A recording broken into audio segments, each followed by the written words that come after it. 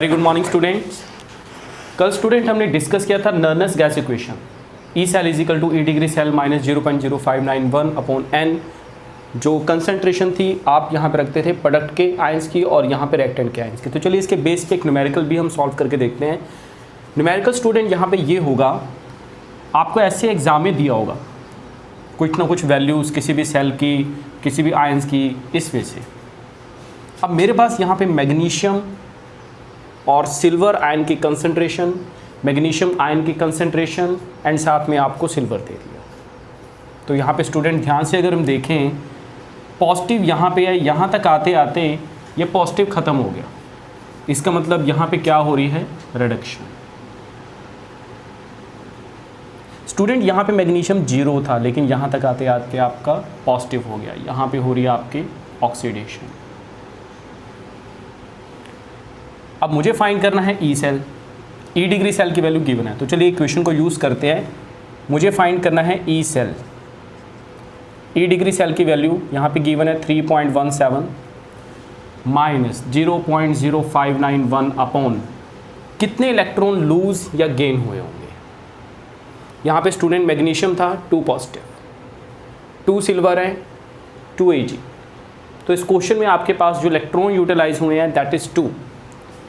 तो 0.0951 अपॉन 2 लोग, मैंने आपको पहले बताया था concentration of product divided by concentration of reactant. The most of the students वो क्या करते हैं कि एग्जाम में पता नहीं लग पाता कि किसकी आयन की कंसंट्रेशन आपने ऊपर रख के चलनी है और किसकी आयन की कंसंट्रेशन आपने नीचे लिखनी है। मैंने आपको पहले बताया था प्रोडक्ट में आपने पॉजिटिव ढूंढना है, आपने आयंस ढूंढने हैं। तो मेरे पास प्रोडक्ट वाली साइड पे सिर्फ मैग्नीशियम है, तो यहाँ पे मैं मैग्नीशियम को लिखने जा रहा हूँ, उसकी कंसंट्रेशन को लिखने जा रहा हूँ, दैट इज़ अ 0.130। तो यहाँ पे हम लिखते हैं 0.130। अब आपने रेक्टेंट वाली साइड पे आना है, वहाँ पे आपने आयंस देखने हैं, तो वहाँ पे आपकी कंसंट्रेशन आ रही है 0.0001। इसको सॉल्व करेंगे स्टूडेंट, यस। अब आपका सवाल आता है कि सर लोग कैसे सॉल्व करें। लोग सॉल्व करने के लिए आपको एक स्पेशल वीडियो हम लेक्चर देंगे विद इन फ्यू डेज़। आपको इसी वीक में लेक्चर प्रोवाइड हो जाएगा, how to find log and how to find anti log, right. तो इसके अकॉर्डिंग आप इसको कैलकुलेट कर सकते हैं। तो आइए चलते हैं हमारे नेक्स्ट टॉपिक की तरफ, that is the equilibrium constant from Nernst equation. Student, अगर हम इलेक्ट्रोकेमिकल सेल की बात करें, जैसा कि हम अपने लेक्चर में करते भी आ रहे हैं कि zinc plus copper 2 positive, zinc अपने 2 इलेक्ट्रॉन लूज करेगा, it convert into zinc 2 positive, copper ने इलेक्ट्रॉन गेन किए, it convert into copper. After some time the reaction will stop, cell working करना बंद, मतलब सेल की जो वर्किंग है वो स्टॉप हो जाएगी। हम ये देखेंगे after some time concentration zinc की, कंसंट्रेशन आपके कॉपर की वो चेंज नहीं हो रही है, सेल आपका वर्किंग करना बंद कर रहा है। और उस टाइम पे हम ये कह सकते हैं, एक लाइन जो हम यहाँ पे लिखेंगे that is equilibrium has been attain या रीच्ड। तो आपको इक्विलिब्रियम मिल चुका है उस टाइम पे। और अगर आपको इक्विलिब्रियम मिल चुका है उस टाइम पे जब आपका सेल वर्किंग करना बंद कर रहा है, और उस टाइम पे आपकी जो वोल्टेज आ रही है दैट इज़ अ 1.1 वोल्टेज आपको ऑब्टेन हो गई। चलो ये बात भी हमने अंडरस्टैंड की। अब स्टूडेंट हमें बता कि नर्नस गैस इक्वेशन में अगर आपका इक्विलिब्रियम है, अगर आपको इक्विलिब्रियम ऑब्टेन हुआ तो ई सेल की वैल्यू रखेंगे 0। क्यों? क्योंकि आपका ईएमएफ तो आएगा ही नहीं। उस टाइम पे आपकी जो पोटेंशियल होगी, आपकी जो वोल्टेज होगी वो कितनी हो जाएगी, 0। EMF of the cell will be 0। तो चलिए नर्नस गैस इक्वेशन को यहाँ पे दोबारा से लिखते हैं। हमने अभी किया था नर्नस गैस इक्वेशन में E cell is equal to E degree cell minus के 0.0591 अपॉन एन। एन की वैल्यू देखते हैं क्या होती है, log of concentration of zinc 2 positive divided by concentration of copper 2 positive. अब मेरे पास ये वैल्यू आ रही है 0, तो यहाँ पे 0 equal to E degree cell वो एज इट इज। 2 इलेक्ट्रॉन मेरे ख्याल से यहाँ पे यूज़ हुए हैं, और यहाँ पे हमने लिखा है इसको log of concentration of zinc 2 positive divided by concentration of copper 2 positive. इस पूरी क्वांटिटी को उधर ले आते हैं, तो आपके पास ई डिग्री सेल की जो वैल्यू आ रही है that is 0.0591 upon 2 log of के सी। स्टूडेंट मैंने यहाँ पे concentration of zinc divided by concentration of copper को मैंने Kc मान लिया। And what is the Kc? Kc is the equilibrium constant. तो मैंने इनकी कंसंट्रेशन को Kc मान लिया, that is the equilibrium constant. तुम्हारा इक्विलिब्रियम कांस्टेंट क्या हो गया? Kc। तो आइए इसको इक्वेशन को हम दोबारा कैसे लिख सकते हैं, यहाँ पे प्रोसीड करते हैं। अब आपका E degree cell equal to 0.0591/2 यहाँ पे आ जाएगा log ऑफ Kc।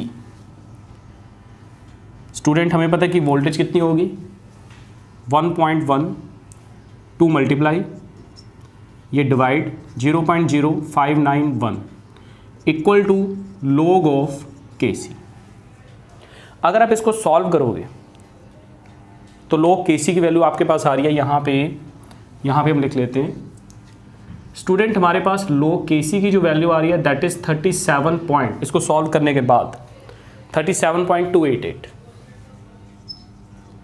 नाउ आपको वैल्यू निकालनी है Kc की, तो Kc की वैल्यू निकालने के लिए log आपका उधर चला जाएगा, it will form anti log। तो log उधर जाके क्या बन जाएगा? Anti log of 37.288। तो एंटी log निकालने का मेथड और log निकालने का मेथड आपको बहुत जल्दी वी विल प्रोवाइड, तो हमारी तरफ से आपको मिल जाएगा। एंटी log जब आप इसको सॉल्व करोगे स्टूडेंट तो आपके पास वैल्यू आ रही है 2 × 10⁻37। तो याद रखनी है Kc की वैल्यू आ रही है 2 × 10⁻37 एट 298 केल्विन। ये वैल्यू कैसे आई मुझे पता है कि आपको नहीं पता लग रहा कि वैल्यू हमने कैसे फाइंड की है, but believe me, trust me, ये वैल्यू आपको एंटी log में निकालनी हम सिखाएंगे और आपको एज इट इज़ वहाँ पे समझ भी आएगा। उस टाइम मैं यही क्वेश्चन को उठाऊंगा कि ये log की वैल्यू कैसे निकालते हैं, एंटी log की वैल्यू कैसे निकालते हैं। तो यहाँ पे 37.288 का एंटी log जब निकाला तो उसकी वैल्यू आई 2 × 10⁻37। पोटेंशियल, अगर V पोटेंशियल की बात करें तो कितना होता है? Work done to move a charge, ये हमने किया था। ये फिजिक्स में भी आपने टॉपिक किया हुआ है कि जो आपका वर्क डन है वो पोटेंशियल इनटू चार्ज के इक्वल है। अब चलिए इलेक्ट्रोकेमिकल सेल में आते हैं। वहाँ पे स्टूडेंट इलेक्ट्रॉन ट्रांसफ़र हो रहे हैं, याद रखिए ये बहुत ही थोड़ा डीप जाएगा कंसेप्ट। वहाँ पे इलेक्ट्रॉन ट्रांसफ़र हो रहे हैं और आपके इलेक्ट्रॉन के ट्रांसफ़र होने से आपको इलेक्ट्रिसिटी ऑब्टेन हो रही है। अब एक इलेक्ट्रॉन ट्रांसफ़र हुआ, एक इलेक्ट्रॉन के ऊपर जितना चार्ज है, 2 इलेक्ट्रॉन हुए, 3 इलेक्ट्रॉन हुए, हम ये कह सकते हैं कि n इलेक्ट्रॉन पास हुए। सपोज कीजिए कि n इलेक्ट्रॉन पास हुए। अब हमें पता है कि what is F, that is Faraday constant. तो F is a Faraday constant. अब जितनी फैराडे मतलब जितनी इलेक्ट्रिसिटी पास होगी हम ये कह सकते हैं कितना चार्ज पास हुआ। तो टोटल चार्ज स्टूडेंट, मैं जो आपको बात कर रहा हूँ वो टोटल चार्ज की बात कर रहा हूँ। तो आपके पास टोटल चार्ज की जो वैल्यू आ रही है that is the NF। Total charge NF आ गया। अब यहां पे पुट कर देते हैं वैल्यू, टोटल चार्ज कितना हो गया? NF। पोटेंशियल एक तरह से E cell, but E degree का लेके चलेंगे कंसेप्ट। तो यहां पे आपका जो कंसेप्ट आएगा that is a E degree, E cell ही आएगा, that is the E cell. तो यहां पे जो आएगी टोटल चार्ज आपका NF, आपका पोटेंशियल कितना हो गया? E cell, that equal to work done. चलो ये वर्क डन हो गया हमारा, इतना हमारा इतना पोटेंशियल हो गया, इतना चार्ज हो गया। Now student, in the case of electrochemical cell the work done is equal to decrease in Gibbs free energy. हमने थर्मोडायनेमिक्स में पढ़ा था कि डेल्टा जी क्या होता है? Gibbs free energy. And basically useful work done होता है उसके लिए ये एनर्जी यूटिलाइज होती है आपकी, चाहे वो कोई भी आपका वर्क डन हो सकता है। मे बी शायद आपका कहीं पे एटमॉस्फेरिक कंडीशन में जो नेचुरल फिनोमेना है सबके लिए आपकी जो गिब्स फ्री एनर्जी है वो क्या है? नेगेटिव है। तो यहाँ पे जो वर्क डन आपका होगा वो क्या होगा? नेगेटिव। तो वर्क डन हमारा यहाँ पे मैं लिख रहा हूँ work done basically decrease in Gibbs free energy and remember it is extensive property. तो प्लस में एक बार पढ़ना जरूर, what is extensive property and what is intensive property. तो चलिए वर्क डन को लिख लेते हैं माइनस डेल्टा जी रिएक्शन के लिए Gibbs free energy NFE cell because decrease. अच्छा डेल्टा आर जी माइनस उधर भेज दो, माइनस NFE सेल, बहुत ही इंपॉर्टेंट रिलेशन आपके पास बन गया। Delta G Gibbs free energy which is equal to minus NFE cell. तो ये भी एक रिलेशन है हमारे पास न्यूमेरिकल को सॉल्व करने के लिए। तो इसको अगर हम आगे प्रोसीड करें, चलिए हमने एक रिलेशन यहां पे बना लिया which is equal to delta R G minus NFE cell. यहां पे हमने इसको लिख लिया। और अगर यहां पे एक लाइन लिखते हैं, अगर कंसेंट्रेशन सभी रिएक्टेंट स्पीसीज की यूनिटी है, student, if concentration of all species is unity, then तो आपका जो E सेल है वो बन जाएगा E डिग्री सेल। तो डेल्टा आर जी क्या हो जाएगा, माइनस के NFE डिग्री सेल। लेकिन हमने अभी एक टॉपिक किया जिसमें E डिग्री सेल की वैल्यू कितनी आती थी, that is RT upon NF ln KC। हमने अभी आर्टिकल किया था, पीछे नहीं आता तो एक बार शुरू से मैं आपको बता देता हूँ। E सेल की वैल्यू कितनी आती थी, E degree cell minus RT upon NF ln Zn2 positive upon copper 2 positive. तो इसके हम कंसंट्रेशन को यहाँ पे रख लेते हैं। लेकिन जब इक्विलिब्रियम कंडीशन थी तो ये चीज़ कितनी हो जाती थी, 0।